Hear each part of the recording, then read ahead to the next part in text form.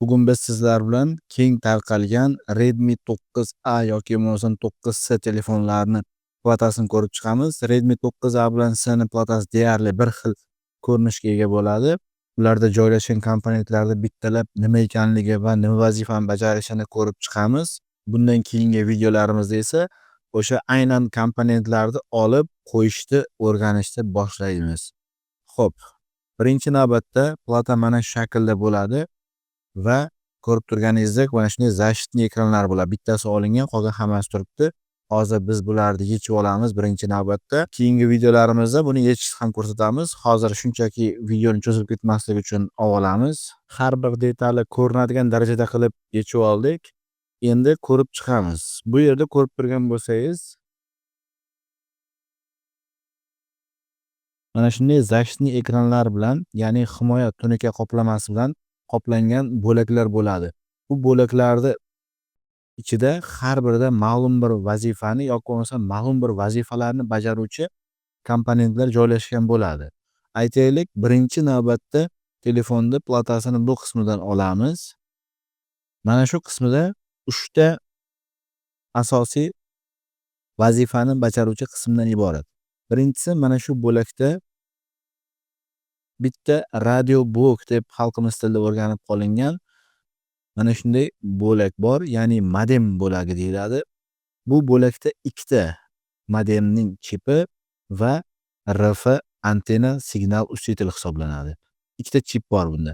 Mana bu antennani tortib beradigan, antennani polni boshqaradigan chipi hisoblanadi. Mana bunisi esa ya'ni signalni kuchaytirib beruvchi RF yoki bo'lmasam RF deyiladi. Signalni kuchaytirib, tekislab bizga yo'naltirib beradigan chipi hisoblanadi. Bu yerda esa yana ikkita komponent joylashgan.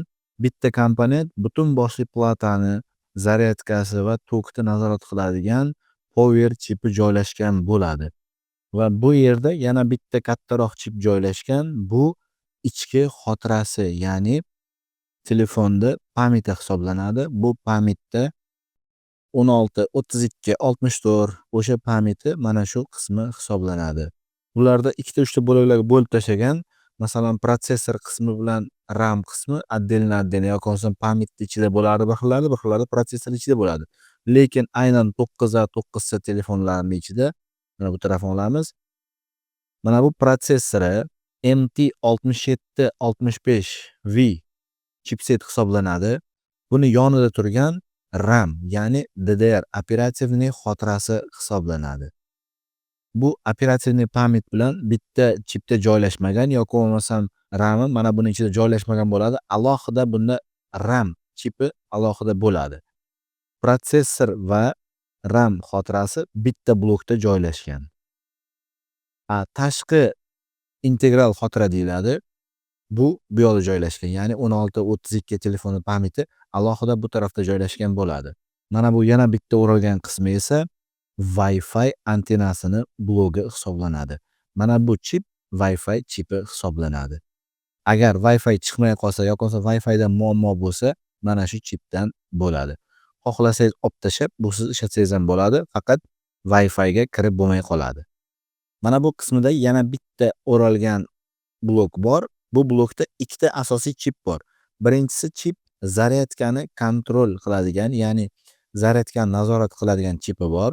Bu chip orqali telefonga tashqi zaryadka ulanganda batareykaga kuchli yoki kuchsiz turli xil o'zgarishlarni nazorat qilib turadigan, batareyka to'lsa uzadigan mana shu chip bo'ladi.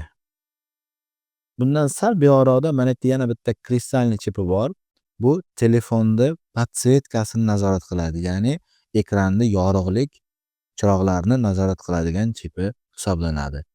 Buni atrofdagilar bunga javob beradi, buni atrofdagilar bunga javob beradi. Faqat ikkalasini bitta komponentga olgan. Endi mana bu qismida yana bitta antenna uchun joylashgan 3G tarmog'imiz joylashgan bo'ladi. Mana bu chip ham imminni mana shu radio blok modem qismiga bog'liq bo'ladi. Bularni hammasini mana bu nazorat qiladi. Bu esa qo'shimcha komponent hisoblanadi. Mana shu to'liq platamizni ichidagi komponentlarni har birini alohida bir qismlari hisoblanadi.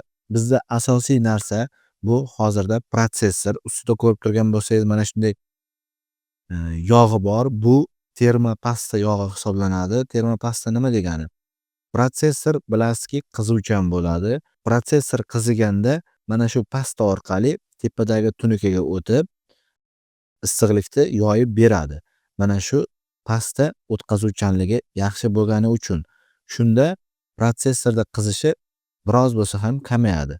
Shu holatda protsessorimizni umrini uzoqroq qilishimiz mumkin qizishni kamaytirish natijasida. Buni bildik. RAM operativniy pamyat ekan. Bu taraflarni ham bildik.